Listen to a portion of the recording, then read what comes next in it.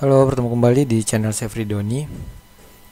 Pada video kali ini saya ingin menginformasikan pada teman-teman semuanya, khususnya teman-teman yang berada di Sumatera Barat, bahwa penerapan pembatasan skala sosial berskala besar di Sumatera Barat itu sudah disetujui oleh Menteri Kesehatan. Itu disetujuinya kemarin tanggal 17 April 2020. Disetujuinya PSBB ini dikarenakan adanya kenaikan jumlah kasus ya corona yang sangat signifikan di Sumatera Barat. Oke, kita lihat.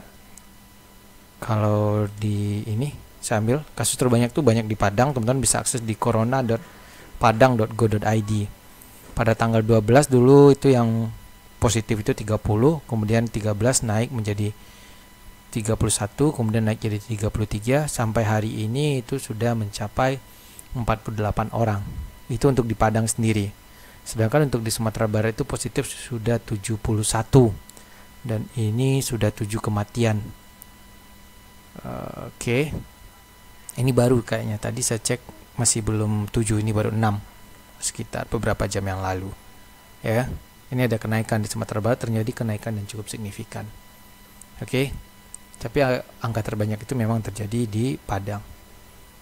Oke, 48 dari 71 itu ada di Padang. Oke. Jadi seperti itu keadaannya sekarang, dan segera ya dalam waktu dekat ini saya rasa PSBB ini akan segera untuk dilaksanakan. Kemudian pertanyaannya, sebagai warga apa yang harus kita lakukan? Yang pertama, tentu kita harus patuhi himbauan pemerintah. Ya, himbauan untuk tetap di rumah, kemudian untuk menggunakan masker, menerapkan pola hidup bersih dan sehat, itu harus kita patuhi. Ya, itu yang pertama. Kemudian jika terpaksa harus keluar, ya, jika kita terpaksa harus keluar, apa yang harus dilakukan? Ya, menjaga kontak ya, tidak hanya di luar, di rumah juga harus menjaga kontak. Meskipun ini sangat sulit sekali, saya akui ini sangat sulit sekali. Dengan anak, dengan istri, dengan keluarga yang lainnya, ini sangat sulit sekali, tapi ini harus dilakukan. Ya. Kemudian jika teman-teman ingin pergi keluar, ada aplikasi yang menurut saya sangat bagus untuk digunakan. Saya sudah buat video sebelumnya, tapi saya akan ulang lagi sekarang karena status sumber itu yang semakin parah. Oke. Saya perlihatkan. Nama aplikasinya itu adalah Peduli Lindungi. Peduli Lindungi itu yang ini. Peduli Lindungi ini dikembangkan oleh Kementerian Kesehatan, ya. Kita cukup daftar, kemudian isi data. Kemudian nanti sewaktu kita pergi ke tempat-tempat umum, kita diminta untuk mengaktifkan Bluetooth-nya. Ya, saya contoh aktifkan Bluetooth-nya. Oke, ini kita aktifkan Bluetooth-nya. Aplikasi Peduli Lindungi ini nanti akan cari Bluetooth yang lain di sekitar kita. Artinya orang lain juga harus gunakan ini. Ya, harus pasang ini. Jadi misal teman-teman pergi ke pasar. Kasus terbaru itu kan ada saya dengar itu ada terjadi di Pasaraya Padang. Kemudian yang berkontak dengan yang positif itu di tracing, dicari lagi kontak tracingnya. Ya, ini mungkin akan memakan waktu lebih lama karena kita harus tanya satu-satu, kemarin ketemu dengan siapa. Jika kita gunakan aplikasi Peduli Lindungi ini, dia akan catat tanggal sekian kita ketemu dengan siapa, tanggal sekian kita akan ketemu dengan siapa. Jika saya atau teman-teman atau siapapun yang dinyatakan positif, kemudian menggunakan aplikasi Peduli Lindungi, nanti Kementerian Kesehatan bisa buka data kita di Peduli Lindungi, cek hari itu kita dekat dengan siapa saja, itu akan dicatat oleh smartphone kita. Ini jauh lebih mudah dan jauh lebih membantu pekerjaan kita bersama. Ini tidak hanya menjadi tanggung jawab pemerintah, tapi sudah menjadi tanggung jawab kita bersama. Oke, jadi ini menurut saya ini salah satu yang bisa kita lakukan. Ya, selain menerapkan pola hidup bersih dan sehat, menggunakan masker, mengurangi aktivitas di luar rumah, mengurangi aktivitas berkumpul-kumpul, ya. Meskipun itu sangat sulit sekali untuk dilakukan, saya akui itu sangat sulit sekali. Ini bisa kita lakukan, kita pasang aplikasi Peduli Lindungi, seandainya kita terjangkit, kita positif, tracing jauh lebih mudah. Kemudian berikutnya yang sangat perlu lakukan itu adalah jujur, ya. Jadi kalau kita pernah kontak dengan pasien yang dinyatakan positif, bilang saja, iya, saya pernah kontak. Ya, saya bukan sok-sokan ya. Saya memang tidak meminta-minta untuk positif. Tapi jika ternyata saya pernah kontak dengan pasien positif, saya akan katakan kalau saya pernah berkontak. ya.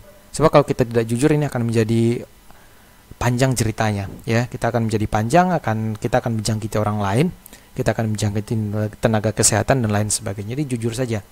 Kalau memang iya, katakan saja iya, nanti kita semua saya yakin akan ditangani dengan baik oleh pemerintah, akan ditangani dengan baik oleh tenaga kesehatan. Masalah mati itu menurut saya urusan kesekian. Oke, itu yang pertama.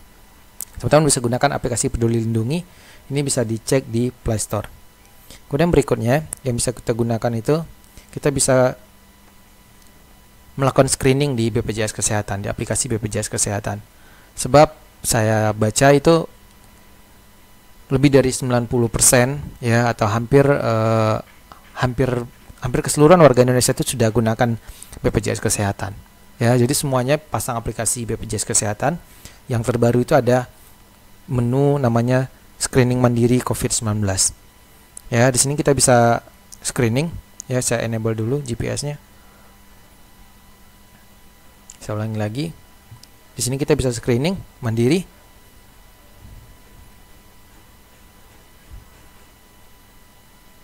Sebentar, jaringannya sedikit melambat seperti ini. Ini dikatakan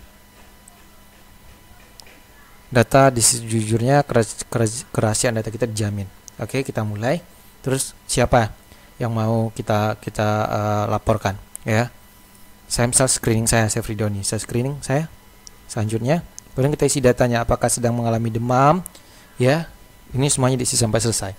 Jika ini sudah selesai kita isi, nanti di pihak BPJS Kesehatan mudah untuk ngecek datanya, ya. Jadi bisa dipetakan. Meskipun menurut saya ini agak terlambat, saya tidak tahu apakah saya yang terlambat buka aplikasi BPJS Kesehatannya, tapi ini belum terlambat amat lah, masih bisa kita lakukan. Jika semuanya melakukan screening, ini akan sangat membantu sekali. Oke, jadi ada beberapa hal yang bisa kita lakukan. Yang pertama, jika teman-teman tidak bisa menahan diri di rumah dan perlu keluar, ya, ada kepentingan sangat mendesak, saya rasa bisa gunakan aplikasi Peduli Lindungi. Kemudian jika teman-teman mengalami gejala atau punya kontak dengan pasien dinyatakan positif, teman-teman bisa lakukan screening di aplikasi BPJS Kesehatan. Oke, ini semua butuh kepedulian kita bersama, ya. Tidak bisa disandarkan saja ke pemerintah meskipun kita bayar pajak dan lain sebagainya. Kalau kita tidak kunjung peduli, ini tidak akan kunjung selesai. Begitu ya. Sekali lagi saya mengajak teman-teman semua untuk mematuhi himbauan pemerintah, menerapkan pola hidup bersih dan sehat, dan tetap disiplin. Oke, sekian video kali ini. Terima kasih banyak. Saya sudahi dulu dan sampai bertemu pada video berikutnya.